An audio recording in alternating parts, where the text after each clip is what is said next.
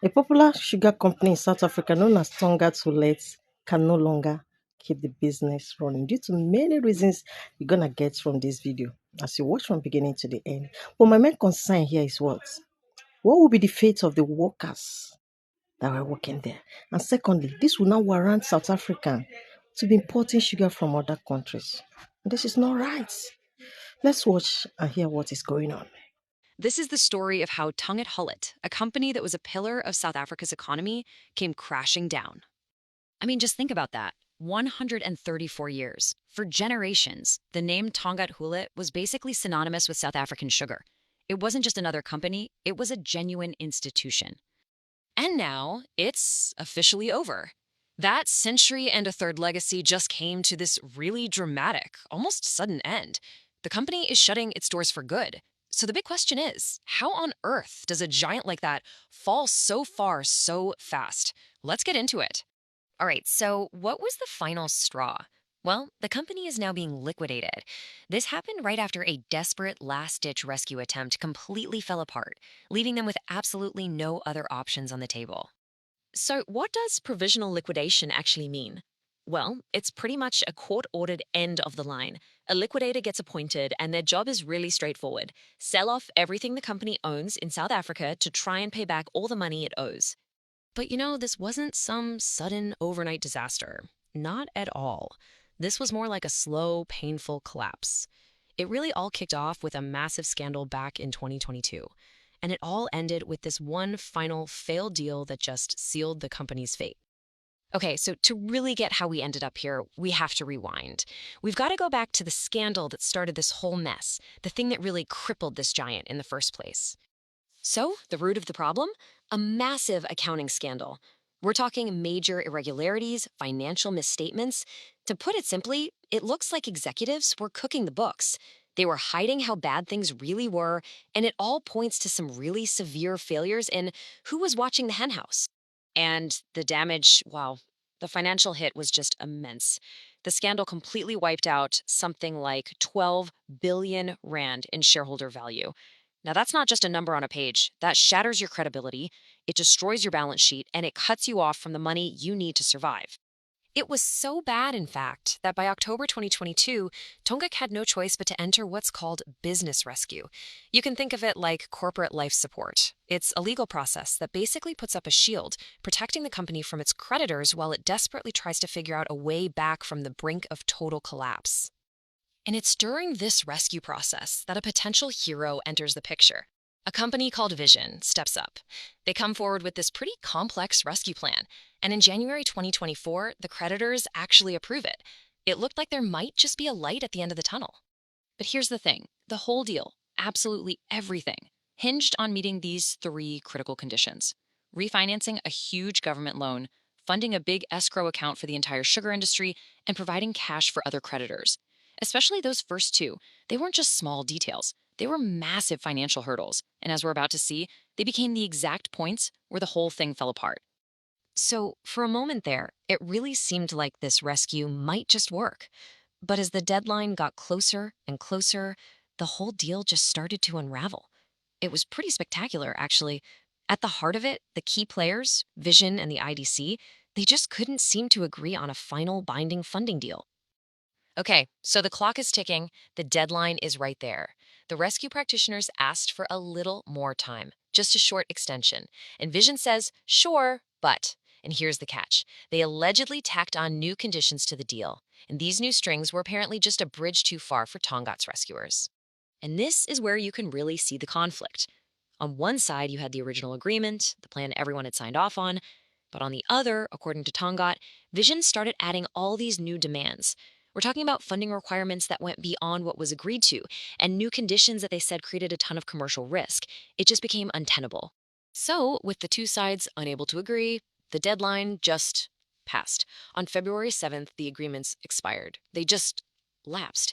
And just like that, the entire rescue plan was officially dead in the water. There was no way to implement it anymore. So the deal is dead. What happens now? Well, the fallout was immediate, and it was absolutely catastrophic. This this was the final nail in the coffin. A letter of demand arrives from Vision for get this, 11.7 billion rand. And it was due immediately. For a company that was already on life support, there was just no way they could pay that. That single demand is what officially tipped them over the edge into insolvency. So, faced with this impossible demand, the company was officially insolvent. The rescue practitioners had to face the facts. There was no reasonable chance of saving Tongaat anymore. Their hands were tied. They had to go to the High Court and file for provisional liquidation.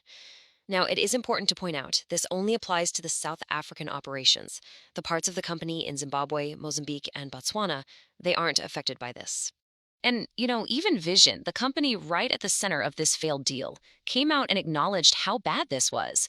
They put out a statement calling the move to liquidation deeply disappointing and said it creates more uncertainty for an already fragile sugar industry, which is quite the statement, all things considered. And this is why this whole thing matters so much, beyond the corporate drama. This is the real devastating human cost. We're not just talking about a company failing. The collapse of Tonga in South Africa puts the livelihoods of 250,000 people at risk. An entire ecosystem of cane growers, farm workers, and communities depended on this giant. So, the collapse of this historic company, this institution, leaves this massive unanswered question just hanging over the whole country.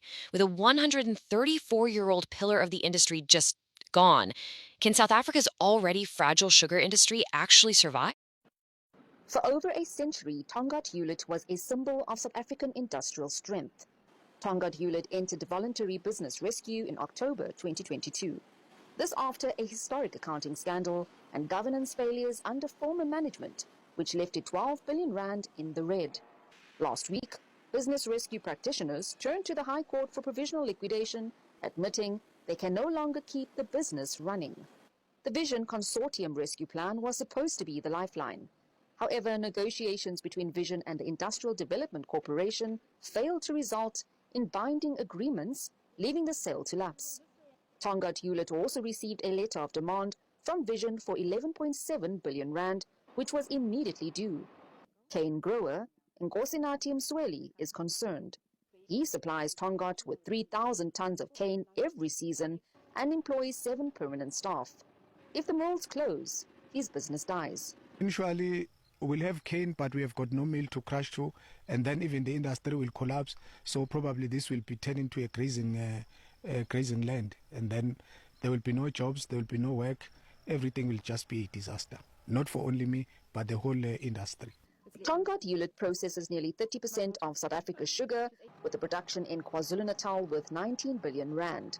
More than 15,000 small-scale growers and more than 1,000 large-scale cane growers depend on these gates, one of 3 Tongaat Hulett mills to stay open. It is a period where now level heads have to really move fast. Management of Tongaat Hulett, together with the respective, Vision Group and IDC and government involved, they need to make sure now they come up with a plan that can be a long-term solution. Because indeed, once the liquidator is appointed, and if there's no solution sought, the only thing they would resort to is then the stripping of the company. And that would be catastrophic to the whole KwaZulu-Natal sugar belt, as I've indicated, the whole sugar industry. While local mills face ruin, cheap foreign imports are flooding the market. Dr. Matlala warns that without government intervention, South Africans will soon pay high import prices for a staple that used to grow in their own backyard. We'll be left with importing cheap, very untested sugar, which we're not sure whether it could lead to even sicknesses. So we can pride ourselves as a sugar industry in South Africa that we've got quality sugar tested. We know we tested us as an industry, we keep to quality.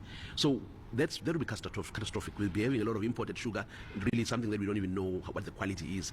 Secondly, the loss, which is highest for me, is the loss of jobs, which will impact you and I on the streets, because then you're creating more unemployed people, pressure in the system. Government can afford to bring in more grants to these people, meaning that the crime levels will spiral very high.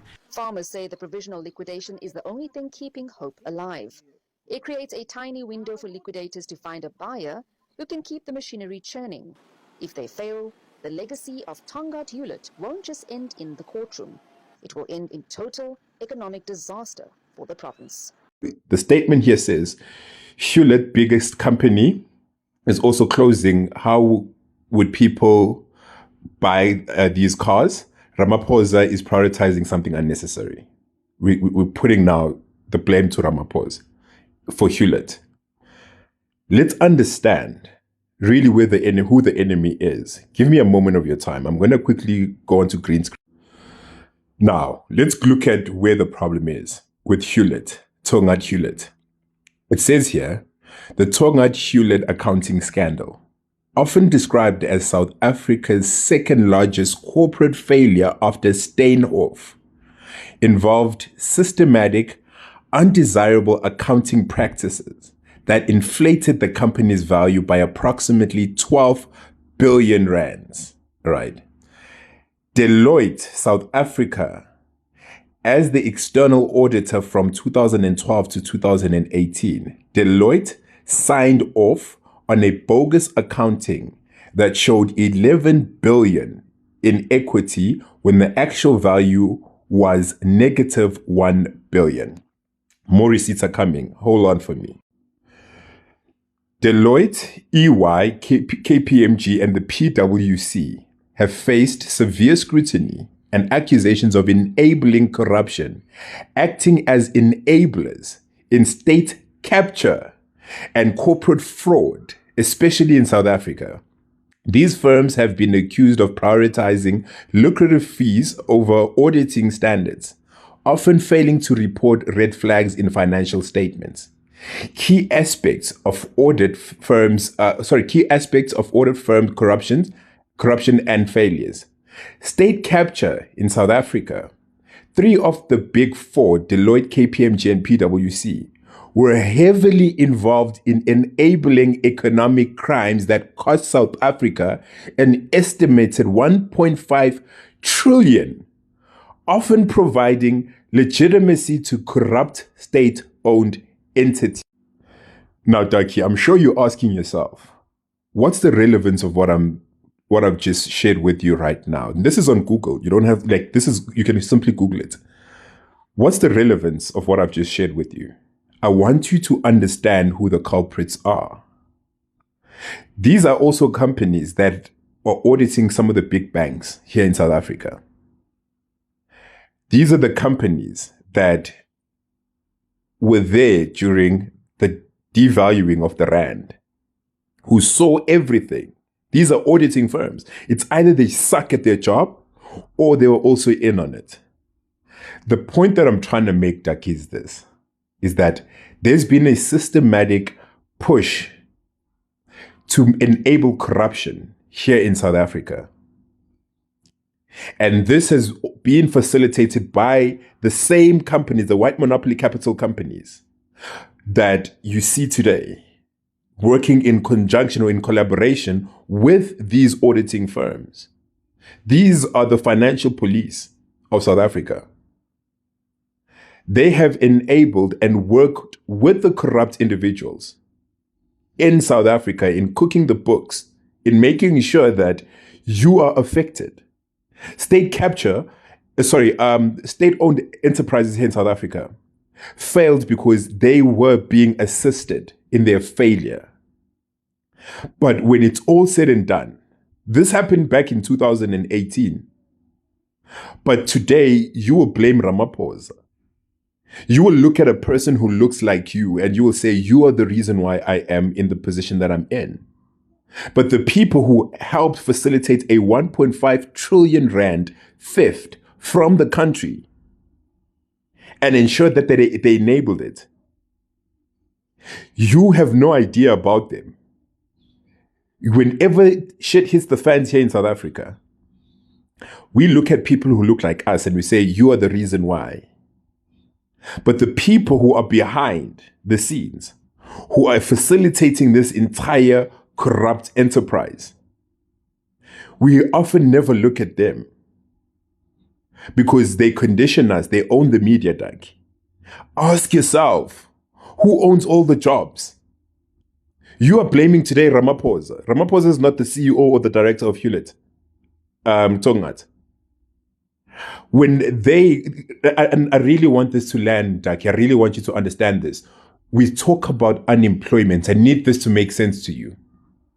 We talk about unemployment and we blame the government, negating the very simple question, who are the employers? Who is responsible for employing people? We were silent with the Steinhoff. The Hewlett crash is because of their greed.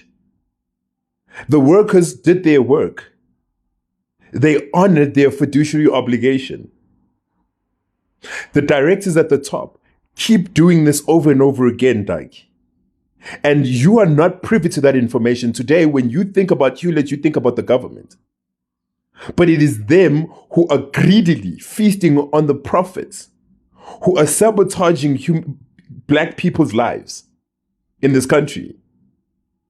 But when the consequences come, they own the media, Danke. The reason why the first thing you thought of was Ramaphosa and not really holding the directors of Hewlett accountable is because the media is controlling your narrative. They have created these things. They're enabling and they're facilitating the corruption in this country. 1.5 trillion. 1.5 trillion that these 4 auditing firms have facilitated the state capture. They want our politicians to be corrupt. They need it.